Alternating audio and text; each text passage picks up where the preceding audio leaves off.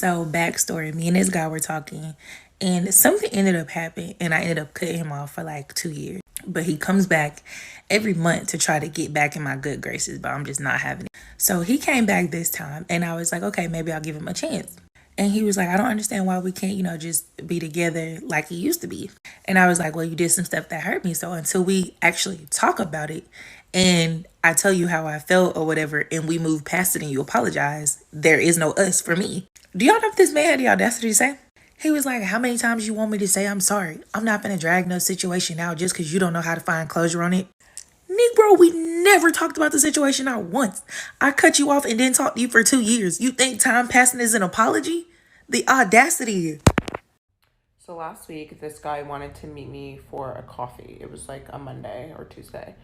And I agreed the day before, and I told him what coffee shop I was at. And then I just got this feeling like, maybe I should FaceTime him first. And I was already at the coffee shop. Like, I was sitting there and working. And I asked him if we could just FaceTime instead. And he was like, well, I already left. So I felt bad. But I had left to go to the grocery store. So I was like, okay, I can meet you at this restaurant in 25 minutes. And it was like down the street from my house. So he goes MIA for like 45 minutes. But then he's like, I'm here. So I leave my house. I live above a store. I leave my house and he's sitting in his car directly outside of my apartment. I never told him where I lived. And the restaurant that we're going to meet at is like a block and a half away. So it's just like, what are you doing here? What's going on? And he was like, get in the car. And I was like, no, it's right there. We can walk. It's just down the block. And he just kept being like, get in the car. Get in the car. It's cold. So I was like, put your jacket on, and we're walking to, I don't understand. Why would I get in your car? So he puts his jacket on. He comes outside of his car. The car's still running. And he's like, just get in the car. Let's talk. So at this point, I'm like, this is serious danger. So I was like, why don't you meet me at the restaurant when you're ready? And I booked it.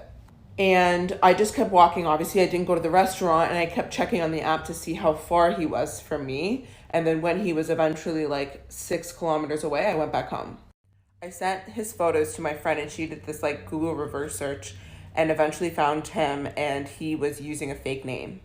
And I thought like maybe it was a coincidence that he was going to park outside of my apartment, but like there were so many spaces before, then like aggressively trying to get me in his car and using a fake name. Could have been a Dateline for sure. Well, friends, after 3 years of working for Chili's and hoping that things would get better after this food runner system rolled out, I am finally gonna quit. And I'm gonna tell you exactly why. Chili's is stealing from me. Yes, you heard it correctly. Chili's is stealing from me, and they are also stealing from you. You wanna know how? So, stealing from me, I make $2.13 per hour, and I work based off of tips alone. Now, I pay out 5% total of my sales, not of my tips. I tip out 5% of my sales in total, 4% of which goes to the food runners. That is a quarter of my income if I make a 20% tip, if I do. And not to toot my own horn, but I almost always make more than 20%. But that's not the freaking point. Instead of paying these food runners an hourly wage, they're paying them $2.13 per hour, and their tips are coming out of my tips. Make it make sense. They are not even technically tippable. The guests do not hand them cash. They cannot receive credit card tips, and they do not have a way to declare their tips at the end of their shift. So how are they able to be paid $2.13 per hour? How is this even legal? They're not a tippable employee.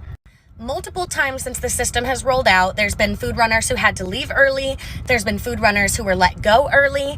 And when they leave, if they have clocked in the morning, it doesn't matter what time they leave. We tip out 4% no matter what. So if they clock out at 2 p.m. and we don't have a food runner on, they continue to keep making the tips until a different food runner clocks in, where the sales can start going to them and the tips can start going to them. So even if they are off the clock, I am paying on the sales that I make while they're not in the restaurant, and I'm paying them for it. Scene change, but Chili's is stealing from you too.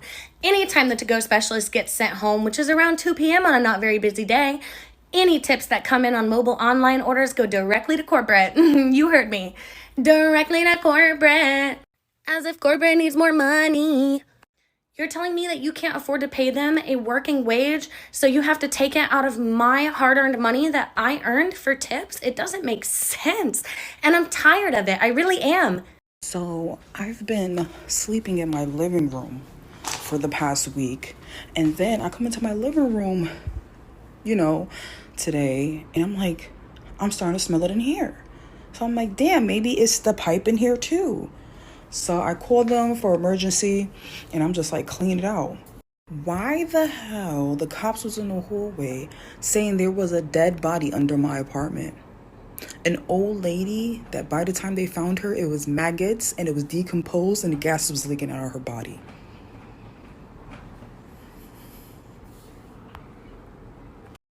I'm about to burn some sage and open some windows and Lysol the hell out of this apartment. Okay, I'm gonna tell y'all a story. Please do not laugh at me, but this is some funny I just thought of. Okay, so when I was younger, I think I was like 13. My mama used to always make me light her cigarettes on the stove. She'd be like, "Go get me a cigarette, go light it." Da da da da.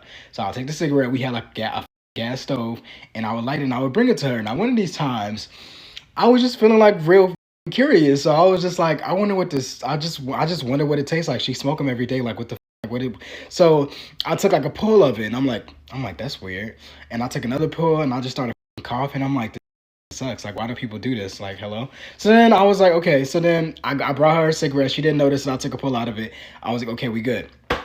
So like a couple of days later, I think it was like 4 or 5 days later, I just started coughing like really bad. Like I started getting sick, and I don't know. I've always been extremely dramatic, so I'm like, oh my god. I was watching TV and I had just seen this like commercial about like cancer, and I'm like, do I have cancer? So I started googling like the symptoms of like cancer, and then of course Google is always gonna tell you that you dying. So Google, I listened to Google and I really thought that I had cancer because I had some of the symptoms. So I'm like, oh my god, I'm finna die. I have cancer. Like, how the am I finna tell my mama that I smoked a cigarette and I got cancer?